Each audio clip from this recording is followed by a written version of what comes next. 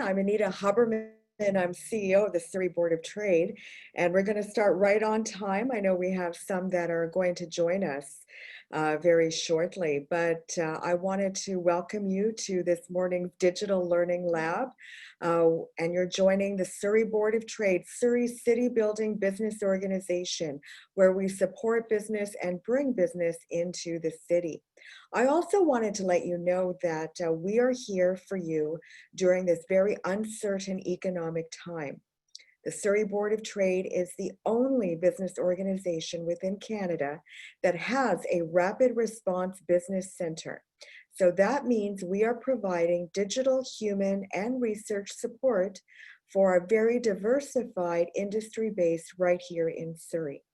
So very shortly, later this month, we're going to be releasing a playbook of support during the pandemic and post-pandemic, which means not only a variety of supports, but it means someone that you can talk to. And we've been doing that even since the beginning of the pandemic. So all I wanted to say this morning before I introduce your facilitator and your session today is that the Surrey Board of Trade is here for you. Contact us. Our Rapid Response Business Coordinator is John Lim, and feel free to contact him at 604-581-7130 or check us out at our diversified service portfolio to help you at businessinsurrey.com. And it's my pleasure now to introduce your facilitator this morning.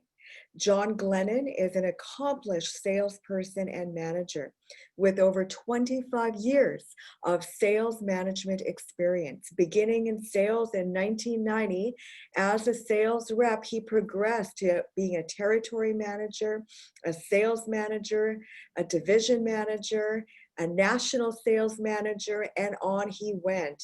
He has a wealth of experience to share with you. And your topic today is really about selling in times of uncertainty. The way that we used to sell during this pandemic period is going to be a little bit different. And to ensure success and results, please help me welcome John Glennon of Sandler Training. John, over to you. Well, thank you, Anita, for that very kind introduction. And, I appreciate that. And I want to make sure that I extend a thanks to everything that Anita and her team are doing within the community. And it's awesome to see that demonstration of doing and actioning and helping folks along. So it's a pleasure to be a part of the Surrey Board of Trade. Really quickly, on time start here today, and if other folks are coming in, we'll have some fun here today as much as possible in these uncertain times. This is part 2 in a series. Our last webinar we were covering on, using and leveraging selling remotely and using technology and adapting to how we need to sell in these challenging times. Today's topic is going to be more about talking about, selling in these uncertain times. So not so much on the technology part. Just a couple quick things before we get going. I'll do the Q&A at the end. So we'll save it up for the end. I'll hang around. And if there's any specific questions people have, I'd be happy to take them. So just real quickly, you can get all my stats and information on my LinkedIn profile and my career in sales. And really, the reason we're here today is we've expanded our business into the Lower Mainland in this pandemic as of July the 1st. And I'm broadcasting to you from our studio up in the Okanagan. So we've been practicing and helping business owners in British Columbia for the past 12 years as Sandler Training. And however, we didn't have the expansion rights into the Lower Mainland, and we had those as of the summer. So we're proud to be part of the Surrey Board of Trade. We're coming down there every week to 10 days. When I say we, that's my wife and assistant Lucy. And so we're really enjoying getting to know people in the community and putting on events like this. Now, of course, if you know anything about how people learn, or if you know anything about Sandler Training, we're not going to really cure everybody here today. So I don't want to disappoint everybody. Unfortunately, sales training gets slotted into that category of, you should be cured in an hour. But as we know within Sandler, we wrote a book called You Can't Teach a Kid to Ride a Bike at a Seminar. I know that's a crazy title, but our philosophy is ongoing reinforcement. I usually say to folks, look, Harvard figured out that our curriculum was pretty good for their MBA program. It might be good for you and your business down in Surrey or wherever you are today. Not to brag and be bodacious, but our stuff works and we get results, and we've been doing that for a long time. So, making sure we understand our expectations here today, I'll try to give you as much knowledge or awareness on topics that might help you here today. And just remember, now that we know each other, all you need to do is reach out after the webinar. If you have any questions or I reference something and you want a white paper, be happy to talk to you. But we just know that application and how adults learn is through a series of progressions. That's why all of us that are here that are successful in skiing or taekwondo or whatever you're great at, you probably didn't learn it in a seminar. So my offer to you is up on the screen, and we'll send the slide deck after. We have a complimentary access to our portal, which is Sandler Online, and we've got lots of podcasts and white papers, webinars. You can go get them up there. That's my offer to you here today. And what I will ask, though, is some participation in the chat, just to make sure that I'm on target for what you may want out of today. It helps me facilitate and get ideas of topics. So I don't want to death march people through the slide deck I have here today, when in fact, you might want to talk more about prospecting or talk more about, LinkedIn strategies, whatever that might be. So if you don't mind, for the warm-up round, everybody's probably pretty comfortable with the chat feature in Zoom. Why don't we just go ahead and type in there in the chat for me, for the people that are here today, your favorite motivation song. The song that gets you going when you got to get out there and get going. If you're going for a sales call or you're going out for a run or something, what's your favorite go-to song in your playlist that pumps you up and motivates you? Go ahead and type that in the chat box if there's something there. And hey, look, I don't care what kind of song it is, but maybe go ahead and type in the chat box for me your favorite go-to song or favorite band that you go to. Is it the Rolling Stones or is it Shania Twain? If you can type that in there, that would be great. Lose Yourself. Wow, Indra, nobody ever picks that. It's fantastic. Eminem. Well, we got one in the chat. We got some people, AC/DC coming in from Lucy. Well, Lucy knows that, Back in Black. Okay. Sales is really a lot about mindset, and we're going to make sure we cover and talk about that here today in our path and our journey on what do we got to be doing in these uncertain times. All right, so just, this too shall pass. 2008 was similar to the situation we're facing within the sales realm. I would say it's different in the sense that technology really wasn't where it is today back in 2008. Having survived 2008 and getting through that, I would say that, LinkedIn was basically just starting, WebEx, GoToMeeting. It wasn't like we could adapt as quickly as we could with the technology here today.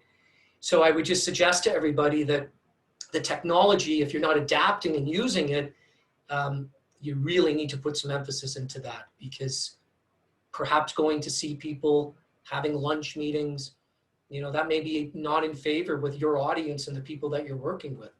So you may have to leverage in and adapt. But the big theme for today would be, as you're writing and taking some notes, is it's really about controlling what you can control. I was working with a company yesterday, and they said, John, our leads and inquiries are down from 150 a month down to 10.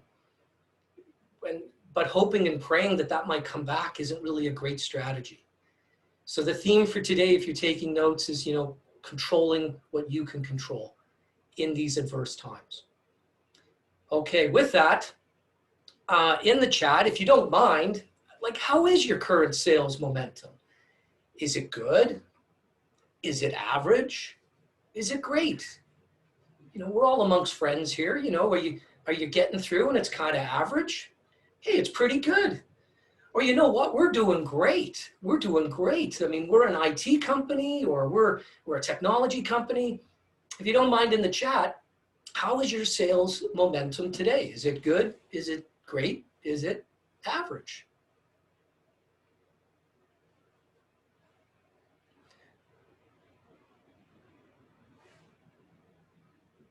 Okay, well, I guess we will continue. We may not use the chat, but picking it up. Muneeb, oh, Muneeb's here, great. Okay, transitioning digitally, still great. Here we go. Sandra's in, Muneeb's in, here we go. Now we're cooking with gas. All right, it's transitioning, this is good. You know, just making sure we think where we are today and where we want to be, because controlling those things you can control is obviously the theme for today. Now, if you're brave enough to put in one thing that might be struggling here with your sales right now, if you're brave enough to put that in the chat, that would be welcomed. You know, often when I ask people to type this in the chat, I would say typically at the end of the day, if you really boil down sales to three things, it's prospecting, so finding business. It could be qualifying. So no, I get the business, but you know, I'm doing a lot of proposals, I'm doing a lot of quoting, but I'm not necessarily doing a lot of selling. So prospecting might be one, or qualifying. Or the third sometimes is, no, it's not that. I got the proposals and the quotes out. I'm just not closing anything. If there's anything on your mind and anything you want to get out of here today, you know, go ahead and type that in the chat, because obviously that's what I'd like to attend to for. So where to find prospects? Okay, we could talk about that, you know, as we embark our plan today, and talk about lists and management and being very strategic with that. If there's anything else you'd like to put in that chat, go ahead and say it now or forever hold your peace, because at the end of the day, if it's prospecting, qualifying, or closing, to simplify sales, it's typically in one of those three. Limiting travel, okay, no sales, yeah, you know, very tough to go and do that. So let's get going and embark on our fabulous fun time here today. So there's the Sandler success triangle. I would argue that's a triangle that you could use for anything in your life, but I won't go down that rabbit hole. If you think about it from a standpoint of sales success, you know, attitude and mindset is really important. Behavior and talking about plans and doing things would be very important. And then last but not least would be technique. So if you think about that triangle, and why triangles are so strong is because, you know, those 3 points. You know, if I take one of those away, I could be in some trouble. And so to kick things off here today, that's where we're going to first attend to and make sure that this is secure within your world, in your sales profession. Well, if you're brave enough to type it in the chat, which one of those can't you train? So which one of those, attitude, behavior, or technique, is it pretty tough to train? All right, Jillian, just won a trip for 2 to Langley. Great. Attitude. Correct. You can influence it. You can kind of inspire people, but it's pretty tough to motivate people. You know, you either have the attitude that there's stuff out there that you can go and do, or you don't. And I really caution people, because your attitude is, excuse the wording, but it's contagious. So if we're starting our attitude from a negative standpoint, I think a lot of the behaviors and the techniques could be in trouble. So we'll just explore that as we get going here today, around the importance of taking care of what we call in Sandler, your batting average. So I just suggest to everybody after today, if I run into you downtown in Surrey or over at the Civic Hotel or the Sheraton, Cactus Club, or wherever we might bump into each other, just go ahead and give me one of those, because that's the success triangle that Sandler and our trainers are really focused on. But it all really starts with that attitude, the behaviors, and the techniques. Inspect that every day. Inspect your batting average. Inspect your batting average, okay? So can I get a Y, a yes in the chat box from everybody that's here, that you'll inspect your batting average for me? You'll inspect your kids' batting average for me. You'll inspect your co-workers, okay? And that's where growth comes from. I got to change my attitude around LinkedIn. I got to change my attitude around this. Yeah, I think I need to. What if the opposite attitude was true? And then fake your way into the behaviors and the techniques. And that's what we'll explore in our first step. So listen, this is a dangerous one. There's many people that I'm meeting now in sales, and their attitude is really, really depressing. They may be doing the behavior, they may be doing the technique, but they're really not passionate behind it. And the prospect can hear it, the client can hear it. These are the salespeople that got really hit hard with the pandemic, and they haven't recovered and adjusted. They're hoping and praying things come back, and their attitude sometimes is not going to be saved. They're blaming marketing. They're blaming this. They're making excuses around this. And quite frankly, they could be driving business owners crazy, because the business owners are saying, hey, what could we do? So I usually say at this point, make sure your attitude is obviously realistic, but is it abundance? Do you still have competition out there? Is there still other companies out there that you could go after? You could do maybe some LinkedIn messaging, or you could go and talk to former clients, and we'll explore that today. But it all starts with your attitude. You get to pick that attitude every single minute of the day. Okay, so can I get an A in the chat box for agree with me that we got to figure out the attitude piece? Because if you don't give me an A in the attitude box, I'm afraid we're just going to run into these people that go through the motions. They tick the boxes. Okay, I'll do what you want me to do, and I'll put a half effort in, and you'll know those people when we are to see them. We're going to talk about that and keeping your attitude healthy here today. And if you want any more help on that, I'd be happy to. So, behavior. Let's talk about that one. So, this is the person that I used to be in sales. So, I had the attitude that, hey, don't worry, I'm the rainmaker. And my technique was pretty darn good back in the day. It's not bad now. But I drove the management nuts, right? Because at the end of the month, I would bring the deal in, and then everybody would live and feed and feast for another month. Or maybe I didn't. So this is the person that's got the good attitude, and they're really awesome at technique. But we might see inconsistent results from this person. Okay, that's the person where the forecast and the results are a roller coaster, because there's no consistent behavior to it.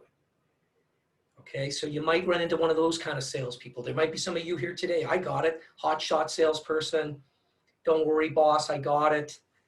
The attitude was good, but the pressure was on. Sometimes you made it and sometimes you didn't, but you drove some people crazy.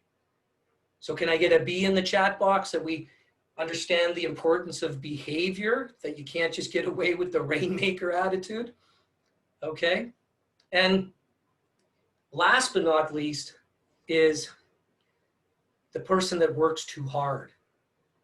This is the salesperson that's got that great attitude, and they're putting the effort in, but they just don't have techniques that are current today, or they're just not practicing, and they're not watching their words and analyzing how to be better at their technique. Sometimes I see this with junior salespeople. They're running out and they're going everywhere, and they think everybody's a prospect and everything's an opportunity. And they're really busy, but they're not productive. They're very busy as salespeople, but they're not productive. Up here we call them, they got that attitude of, it's like a drunk squirrel. A drunk squirrel with a good attitude goes up enough trees, they're going to get you some nuts. That's that attitude with behavior, but the technique is lacking. And for you owners out there today, you need to think about investing in people and giving them technique. If they're working this hard for you, they could just get better and be more productive. So can I get a T in the box, in the chat box, just for the technique, so we understand that the triangle, you yourself have to start thinking about this and where you are. Where are you in your journey? And if you don't mind, and we're all in this together, right? So we're just all friends. Just really quickly in the chat box, give me an A, a B, or a T. If you were to think about yourself, what do you got to work on? Okay? Go ahead and type in the chat. If I was to say to you, do you got to tune up your attitude, your behaviors, or your techniques? Okay, go ahead. Good. I love it. Everybody putting in what they think that they've got to work on. Okay, attitudes, that's good. It's all right. We'll give you some therapy here today. All right, so how do you feel about things? How do you feel about personally, the company, the market? Everybody comes to me in Sandler and they say, well, John, what is that attitude thing? And I say, well, look, I mean, if you've got a good attitude, how do you feel about yourself?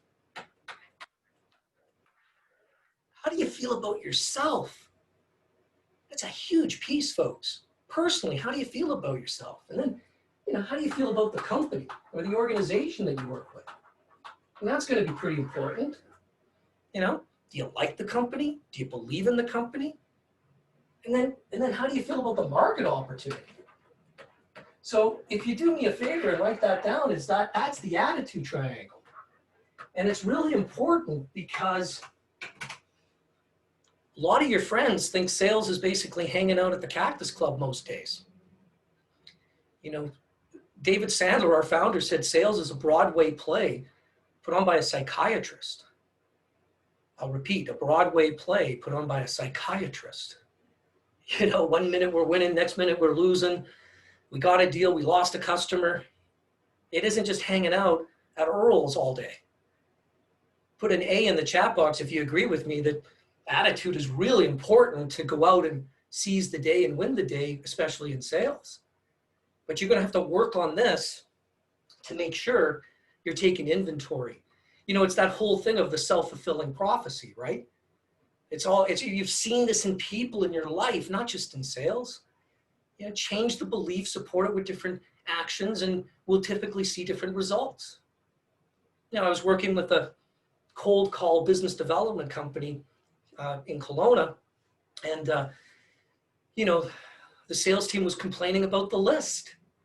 Oh, this list sucks. There's dead people in here. There's no leads in here. Well, okay, maybe, but there might be some opportunities in it. So just as an example, they changed their attitude around it. They had fun that they were probably going to run into some people in the list because the list was a year old. There might be people that have passed away, gone away, but there might be something in there. There might be an opportunity. Okay, so change your attitude to change everything, but really take inventory about the market, the company, and yourself. Ideally, attitude is going to come from these things. What's your desire? What are your goals and your dreams? What are you doing this for? Everybody's heard the cliche, it all starts with why, and that's Simon Sinek, and true. If the goals are not strong enough personally for you to go out there and do what you need to do in sales, the what and the how will be a death march for salespeople. So I usually say to owners, is there a commitment for the team to go and win? Is the compensation package aligned with what you want these people to do? What's in it for them? And then is the salesperson equipped to recover from a lot of rejection? Because if you think about it, sales is a lot more rejection than most people ever think it is when they get into sales. All right, there's a lot more no's than yeses, as we all know. So attitude, though, without behavior, those are the wishful thinkers in life. These are the people that you run into that have great attitude, oh, I want to do this, and I want to do this, and I want to do this in sales. And you say, well, where's your plan of attack? And they say, oh, What do you mean? Well, is this by design or is this by default? Like, is business defaulting and coming into you? Or are you initiating it in control of this? You know, aggressively waiting for the phone to ring is not a good sales strategy. Sorry for the sarcasm, but we're all in this at 9:26 at this point. I'll repeat, aggressively waiting for the phone to ring is not a good sales strategy. Can I get a GI in the chat box that you got it? You heard what I said? Aggressively waiting for the phone to ring is not a good sales strategy. I say to salespeople, behave yourself. This should not feel like micromanagement. This should feel like commitment and accountability. And when I create these with owners and businesses, we have fun around this, right? Sales should be fun. I don't care what state we're in, it should be fun. And if we're not having fun with the goals and the plans and the actions, I say mind your GPA. Mind your GPA. You might want to get that down. Are my goals strong enough? Why am I doing this? You know, personally, this is what I do to feed my goal addiction of skiing and going mountain biking and going on cat ski trips. And that's all we do up here in the Okanagan, right? Is ski and bike and camp. But that's the addiction of my goals. It's what I do and how I do it will get me those results. So, a couple Sandler rules up on your screen. Go ahead and pick your favorite right now, number 1 or number 2. I'd like you to just read those and we'll explore those here in a second, but give me number 1. Do you like number 1 or do you like number 2? Go ahead. I was number 1. Jillian likes number 1. Okay, I like it. You know, you can't make people buy. You can't make people buy. You can influence them with technique. We'll get there. But you can only control what you can control. So what's your plan of action? We'll explore that. You know, most people attend these webinars. Oh, give me the magic dust. Give me the genie out of the bottle, John. The technique. Technique comes over time when you repeatedly do the behaviors. You know, it's funny. Most salespeople, when prospecting, typically don't make it past the letter D. Now, I'm going down a bit of a rabbit hole here, but just humor me. So let's pretend we got a list and we said, let's get out there and go after some new business. Well, typically most managers sort the list in Excel alphabetically. So it's A to Z. So if every company in the Lower Mainland is sorting a list A to Z, Aardvark Landscaping gets about 900 cold calls a day. Most salespeople give up at Dino's Landscaping, and I swear to you, Woodworker Landscaping has never ever heard a cold call because no salespeople makes it to W. I excuse the humor, but would you do me a favor? Sort the list from Z to A, and you'll probably have a little bit better results. Can I get a GI in the chat box just for that little hack right there? Got it, GI? Reversed sort the list. Zebra Landscaping will be shocked that they actually got a call from a salesperson. All right, now as we continue, we got to take care of business, folks. Got to get this out of the way in our time together. Very, very important. You know, a lot of salespeople are being tactical and they're not necessarily being very strategic. And I just want to leave this model here with you today to make sure that you're slowing down and figuring things out for the accounts that you want to keep. And I'm doing this in order.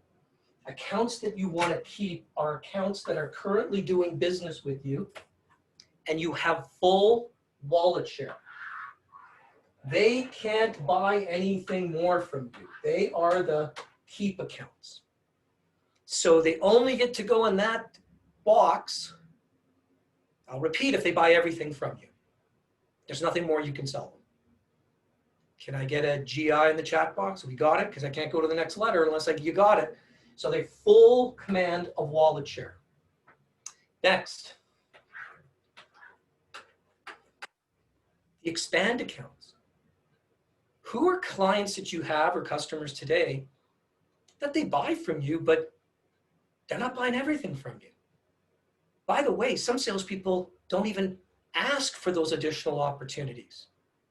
They haven't actually sat down and said, just looking at your file, I noticed we don't buy this or you don't buy that. And they come back to the boss and they say, yeah, we got all the business.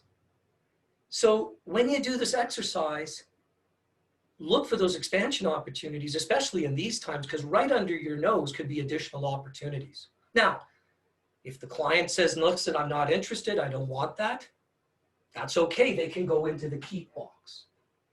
But it's amazing how much new business can be found by simply having a conversation. Salespeople say, oh, well, they know they got our catalog. They know they've been on our website. It's like, well, then why do I need you? I need you to go and ask. So can I get a yes in the chat box that yes, you will go and sit down and have conversations with your keep accounts and see if there's expansion? There's probably opportunities right under your nose. Make sense? Next. And by the way, this is an order. Recapture. My gosh. Maybe they stopped doing business with you initially in the pandemic, and maybe their things have changed in their world, or maybe they worked with you a couple of years ago. The point is they used to do work with you. Why not go back and recapture a conversation with you? Hey, a lot's changed with you, a lot's changed with us. Would you be open to having a conversation and talk about if we can work together again? I mean, at least they used to work with you. They saw value at some point. Okay, can I get an R in the chat box for recapture? Going back to the list of people that you could recapture conversations with. And then last but not least is the attain. That's that nasty cold call. That's that nasty prospecting stuff. Nasty stuff. I've done thousands and thousands of cold calls in my career. I mean, actual cold calls. But now you could change it up and use other strategies and tactics to go after the new business.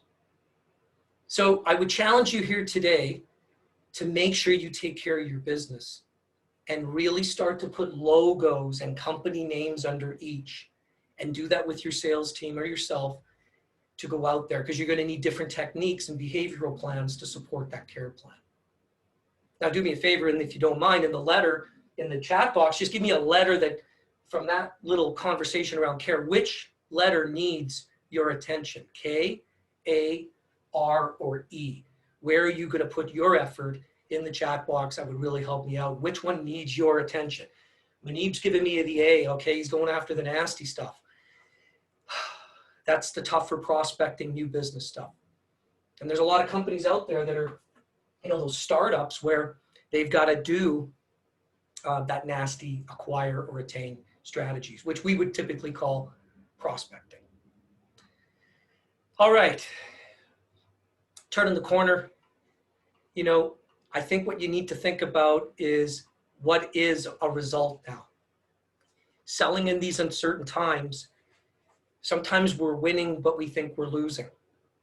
So I really want you to focus on the one that is to redefine what a win is. Maybe a win is that they accept a connection with me on LinkedIn. Maybe a win is that they have a conversation with me or agree to have a discovery call. I rarely run into salespeople that sell on the first call. So maybe we just redefine what a win is. Maybe the recapture agrees to have a coffee meeting with you. But I would double down on behavior. And our research is showing that most companies are going to need 30 to 35% more activity to stay flat. I'll repeat, 30 to 35% more activity just to perhaps stay flat. Now, it depends on the industry and where you're at. But like I said earlier, it's behave yourself, folks. You may have to double down on the behavior. You can't fail at prospecting unless you fail to prospect. Prospecting to me is doing all that. That's prospecting. Talking to, keep, acquire, recapture, and expand accounts on a daily basis. On a daily basis. Have a diversified KARE plan for you and your team. Now for Manib, who wants to talk about prospecting a little bit, I'll just put up those 5 that you should be tracking and measuring, especially if you're having to do some prospecting. You know, number of prospecting attempts. How many LinkedIn messages did I send out? How many agreed to have a conversation with me? How many of those were unique new conversations? I didn't know the company or anybody there. How many were with the actual decision maker? And how many number of appointments have been booked?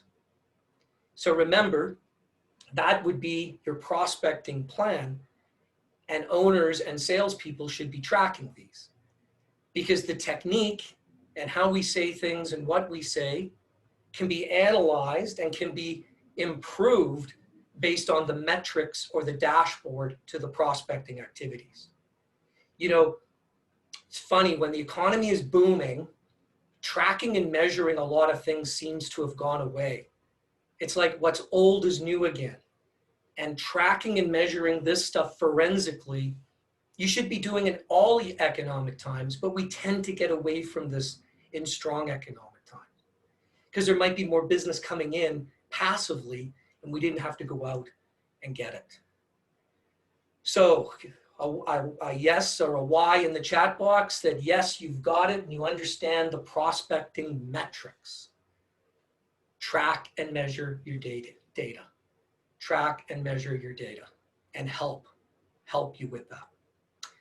Yeah, there's software that can help you that with Manib. Hit us up afterwards, and we actually have a tracker we can even give to you that helps a lot of people when they're doing this. All right, simple answer in here. Do you have your ideal client templated?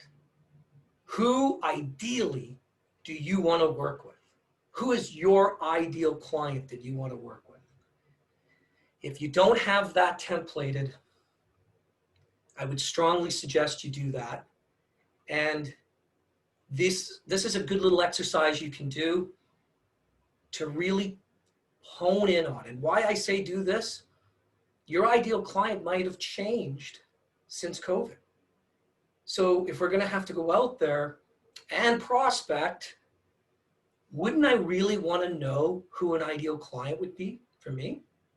Now, I work with all types of industries all over North America. However, ideally, it is a company in British Columbia that typically has more than 10 employees. They've been 10 years in business, and they've got an office or a warehouse or some sort of facility where they work from. Well, how would I know that? Well, I track and measure the type of people I work with, and that seems to be the averages. It doesn't mean that I don't work with realtors or mortgage brokers independently. It just means that on average, that's what it kind of looks like. Okay, can I get a GI in the chat box? You got it. We got to get ideal clients. Okay, we got to get measured and laser focused. That's who we got to hone in on. All right, I'm a little out of breath. This is just where I'll just take a quick little shameless plug time. If you're wondering about who we work with and what we do, you can get all this on my website. I just really enjoy growing people and growing companies, and it's fun. It should be fun. Sales should be fun. It should not feel like a death march. All right, everybody knows that famous quote from the best business book ever written. So we've kind of talked about that here, but technique does matter, folks. You know, the techniques we were using in March were different in April, were different in May. They're totally different now. You know, our research shows that if we're not adapting and being agile almost on a weekly basis, you can't get away with the same technique. So what do I mean by that? What does the LinkedIn message look like? What does the email look like? What's the talk track when we pick up the phone? What do we say when they say this? What does our demo or our proposal look like? How do we conduct the Zoom meeting when we're with them? If you're not investing in your technique, and I don't care if it's with Sandler training or whoever, on a weekly basis, I'm afraid you're getting left behind. I'm afraid you're getting left behind. So whether it's prospecting, whether it's qualifying, whether it's closing, whether it's negotiation, You need to invest in what would transform your sales the fastest. I'll give you a couple of those here as we turn the corner and talk about technique. But I really want you to think about, do I and my team have a sales process? Do we have a sales process? You know, what do I mean by that? What has to happen through the sales process with the prospect to clearly understand whether we should do a proposal or not, whether we should do a quote or not? You see, a person that just quotes everybody and proposes to everybody, they're typically not going to be successful. And the last time I looked, when you went to the bank as a business owner, they didn't say, hey, everything's great, I love all the proposals you got. They're typically looking for sales and results. So please think about this. Prospecting, got to have that nailed down. You got to have your talk tracks down. You know, marketing is everything up until the word hello. Sales is everything after that. It amazes me. Companies will spend thousands and thousands of dollars on a system for accounting, a system for shipping, a system for quality control, a system for marketing, and they don't even have a system or a process for their salespeople. My gosh, that's where conversions matter the most. Oh, well, he's been with us for 30 years. He knows what he's doing. Well, he's been with you 30 years. Is he doing the same thing for 30 years? Would you go to a dentist that hadn't been to a dental convention in a decade? I get nervous. So please put an A in the chat box that you'll agree to do some investment in yourself, whatever that is, a podcast, a book, but technique typically matters. You know, here's my cold call right here. For those of you brave enough out there that have to do this, this is all I say to people. Hey, it's John Glennon. Hey, have I caught you at a bad time, or do you have 2 minutes? People sometimes say it's a bad time. Oh, when can I call you back? When you had 2 minutes? Well, call me tomorrow. Or what's this all about? Well, hey, listen, I've told people not to be calling through in these crazy times, but here I am. I'm continuing to work through this. Can I just ask you, how are you and your sales team managing through this challenging time? Now, don't throw tomatoes at me. If you don't like it, find your own. I'll just bust it out for you really quickly in terms of what you see there. I just say, hey, it's John Glennon. No company name, right? The minute you say the company name, they're already thinking, don't want it, don't need it, already got it. So, hey, it's John Glennon calling. Now, right away, they're probably thinking, well, who's John Glennon? Right? You can't get to Google quick enough. Look at the respect in number 2. Hey, have I caught you at a bad time? Most salespeople don't say that. They just start running their mouth, right? So have I caught you at a bad time? Do you got 2 minutes? 2 minutes, not a sec, not a minute. That's what all salespeople say. 2 minutes. And now I got to roll. Okay? So it's all about respecting the prospect. Their life might be crazy, busy, not a good time. Call you back. Totally. Remember, we're in control of what we're going to do. So I've got my KARE plan. You're just part of that. That's my A plan. There it is. Can I get a yes or a Y in the chat box that everybody heard what I said about respect? Now, many of you are doing this. I rarely run into this. By the way, if you ever get a call from somebody that says this to you, it's probably a Sandler trained client, because they're going to respect you. They're going to get permission to talk to you. And then they just want to ask you a couple of questions to get you talking. Most salespeople call in and it's a feature and benefit dump on the prospect. And then it ends with some sort of weak, send me an email, sure. And then the salesperson runs off to play poodle for the day. They think that sending follow-up emails is a sign of success. And they drive the business owner crazy. None of you here today, all right? Next thing on technique, you need to know where you're going. Now, this is a Sandler thing from psychologists. So Sandler, this is pain. If you've ever heard pain points or pain items, that's pure Sandler stuff. But Sandler based this upon which psychologists have known for years, right? the motivators for people to do things.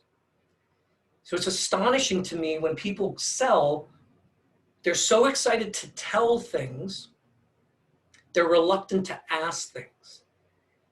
So I would just want you to take notes around here. What is the motivation for the person to buy from you? You know, do I suspect that this company has some problems, some issues, or some challenges? Problems, issues, or challenges? Pain, pain. Quality production's down. Back orders are killing them from our competitor. What are the pains that might exist in that customer's world? We know pain is a bigger motivator than pleasure or gain. You know, if I've already got a boat and I'm going to get another boat, I don't really need another boat. So I might delay more of the pleasure. Think of pleasure as goals or dreams or desires, right? They're doing well now, they want to be better. And if you don't think that this works in your world, well, do the simple exercise. Write down something that you recently purchased over $1,000. And what was the motivator? Did the furnace go down and you had to buy it because you were in pain and the air conditioning needed to work? Or was it that, no, I want to buy a big screen TV because we bought a new home and I want to have a nice bigger TV? We do this all day long, and then we get into our sales role and we don't do this.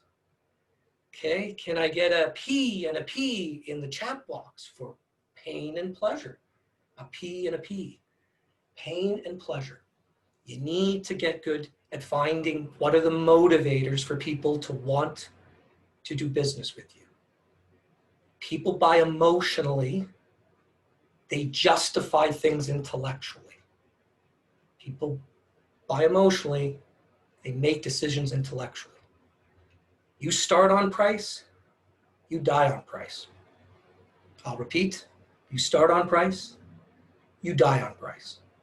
You go straight to playing poodle and doing quoting and doing intellectual stuff without motivation here and value being discussed, well, then don't blame the prospect for looking at 3 quotes and saying, who's the cheapest? They didn't see the value. They didn't see the value. It's your job as a salesperson, especially in these times, to start the value conversation. Warren Buffett, price is what you pay, value is what you get. I say to people, well, tell me your value. What is it, the value? Why would I switch to you if I've already got a supplier? Well, of course, everybody always tells me, oh, we've got good service, excellent knowledge, and great prices. I don't know if you've ever been to a networking event, everybody stands up and everybody sounds the same. What, you think the prospect's sitting there saying, you know what, I hope somebody calls on me today that's got great service, fantastic knowledge, and good pricing. They kind of are expecting that from you. But I'll tell you what, if I showed up at a call and I said, Bill, I appreciate you having me in here today, and I just was wondering if I could share with you the type of people we've been working with. Sure, go ahead, John. Well, Bill, the type of people I help in sales organizations, they're really frustrated that their people aren't prospecting.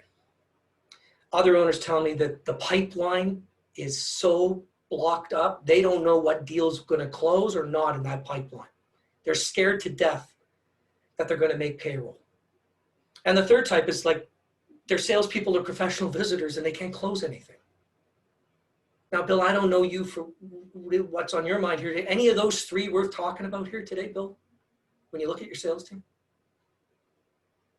No mention of service, no mention of knowledge. Sandler Training's been in business for 60 years and I've been a trainer for 12. He doesn't care. He gets to hear all that after I find out the motivator. Can I get a GI in the chat box before I leave pain and pleasure? Your people need to own the conversation that starts the value. Why would I do business with you? They've already got a current supplier. You're going to have to be unbelievable with that talk track. Why would I switch? Why would I switch? That's what they're thinking. All right. We're right up against the clock. I like to get a behavior, an attitude, or a technique that you can walk away from here today. And if I see you at the Guildford Mall,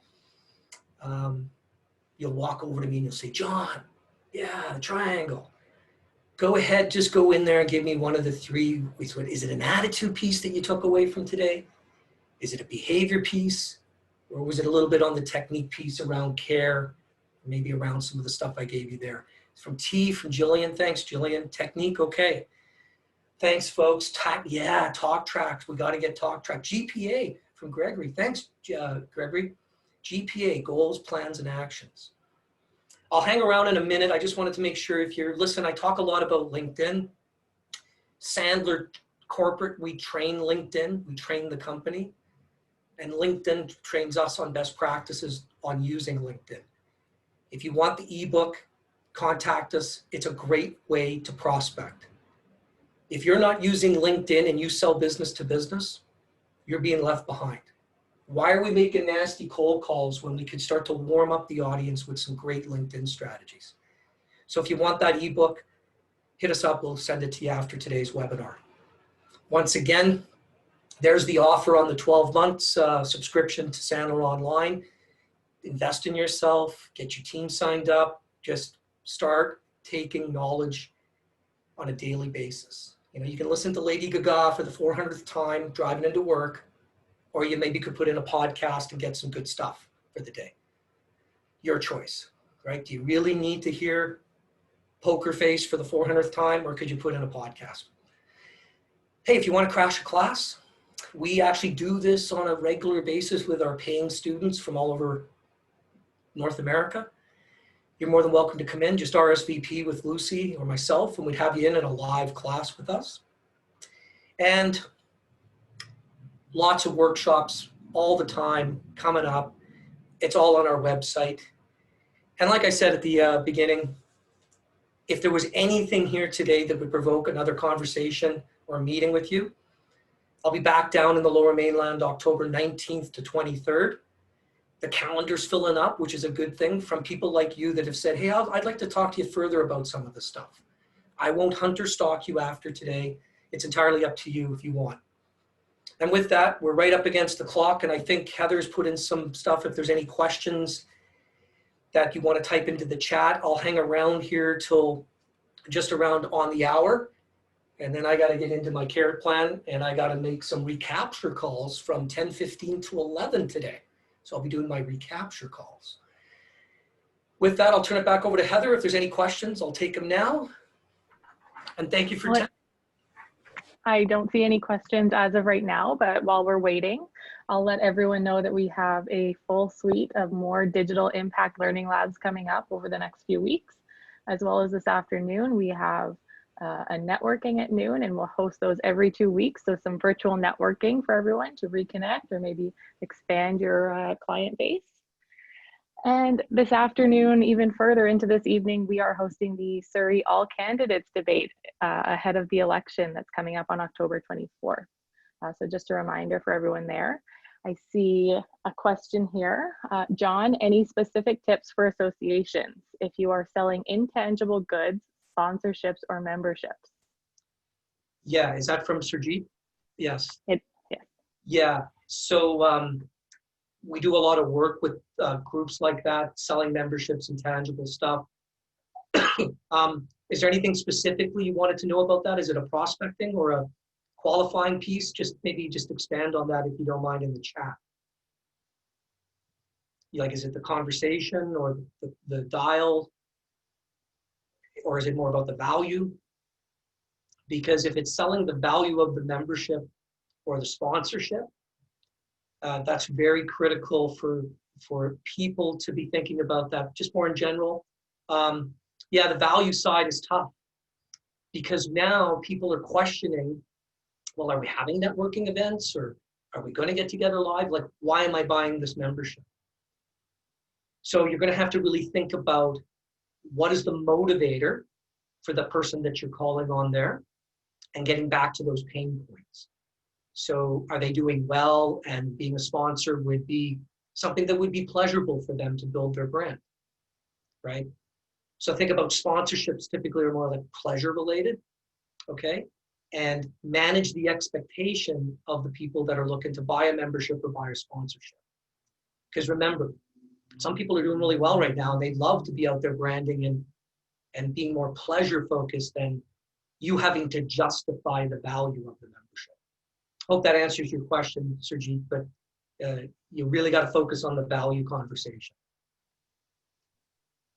Perfect. Well, I don't see any other questions coming in right now. So John, thank you so much for being with us again today, and thank you to everyone for attending. We will be sending out an email with the recording, John's contact information, and the slides from today, so stay tuned for that. And otherwise, make it a great business day, everyone. Thanks. Take care, Heather. All the best, folks. We'll see you down the road.